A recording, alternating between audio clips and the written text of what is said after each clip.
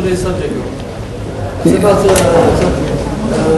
why the Christians don't allow people to marry more than one wife. When in Leviticus 18:18, it is allowed to marry more than one wife as long as the rival wife is not the wife's sister or the wife's mother. And Jesus said not to. He came not to change the law. The question was, how is it that there in the Old Testament there is a injunction given that you can marry women more than one as long as they are not your sisters or your mothers or your daughters and things like that? Restrictions are given, but they were allowed to marry more than one.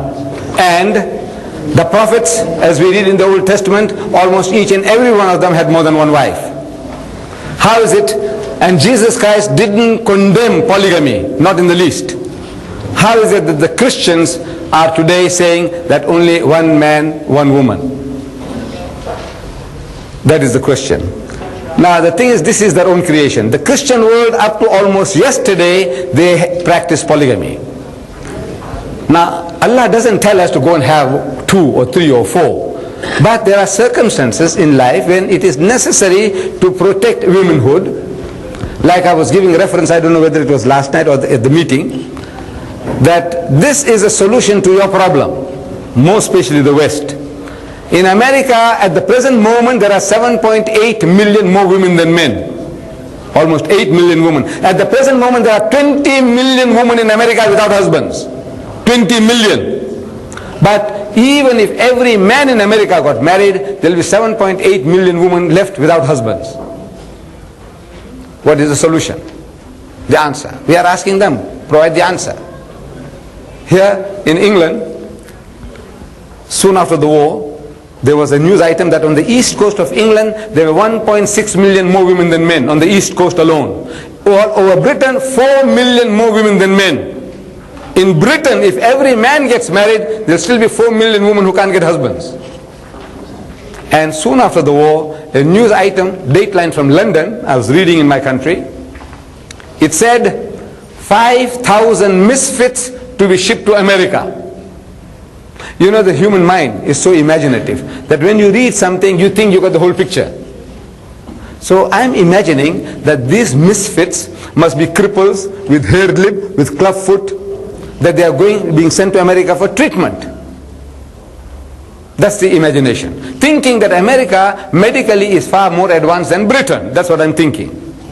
But when I read further, the news item said that these 5,000 misfits were the offsprings of Negro soldiers stationed in England during the war.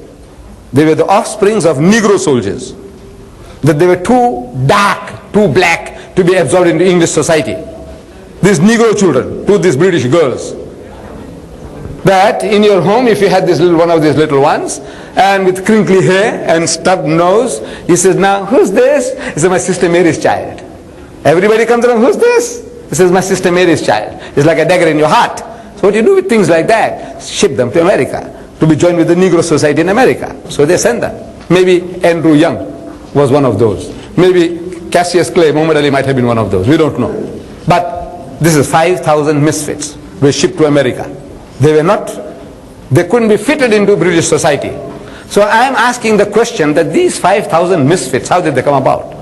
How many Negro soldiers were in England during the course of the war compared to the whites? The white Australian, the white New Zealander, the white South African, the white Free French, the white Pole, and the white British, and the white American, the white Canadian. How many blacks were there? A handful. Compared to the white soldiers, a handful. So what amount of adultery, fornication was committed in Christian England to produce those 5,000 misfits during the course of the war? What amount? You tell me. To create all those illegitimate bastard children. How many? Thousands, maybe hundreds of thousands you created them. So Islam gives a solution to a problem. It's not a tonic, being offered as a tonic, Coca-Cola or Pepsi-Cola. No. This is a remedy, an answer, a solution to a problem. And on BBC TV, some years ago, there was a program. The program was about polygamy. So they brought a group of women, asking them one by one, what do you think, madam? So a woman gives a point of view, oh, my dead body, I'll never allow my husband to have another wife. And you, madam? He said, well, you see, if the man will look after me and my children, I don't mind sharing a husband. And you, madam? Never. And you, madam? So by the time the program was over, half an hour gone. So these organizers, they got those women again. So what kind of women were those who didn't mind, and what kind of women were those who opposed it tooth and nail? So they brought the same team back again onto the program. Now, madam, are you married? Said, yes. Do you mind sharing your husband with another woman? Said, never. You, are you married? No. You mind sharing a husband? Said, no, I don't mind, if I get somebody to look after me and my children. Right. It was 50-50. Those who had, they said they won't share. Those didn't have, they didn't mind sharing. So it's a question of haves and have-nots, you see. Vested interests. But otherwise, it is a solution to a problem. This is what it is. Yes.